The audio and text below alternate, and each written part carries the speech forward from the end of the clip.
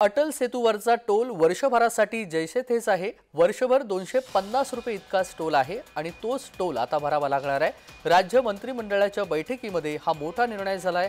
Atal सेतूचा toll कमी होणार नाहीये। पुढील वर्षभर 250 रुपये इतकाच हा टोल राहणार आहे। राज्य मंत्रिमंडळाच्या बैठकीमध्ये हा मोठा निर्णय घेण्यात आलेला आहे। आज राज्य मंत्रिमंडळाची बैठक झाली आणि ज्यामध्ये टोल संदर्भात हा निर्णय झालेला आहे।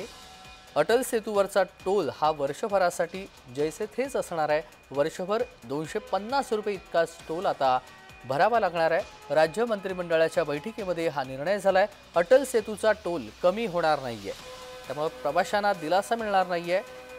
250 इतका टोल हा भरावा लागणार आहे।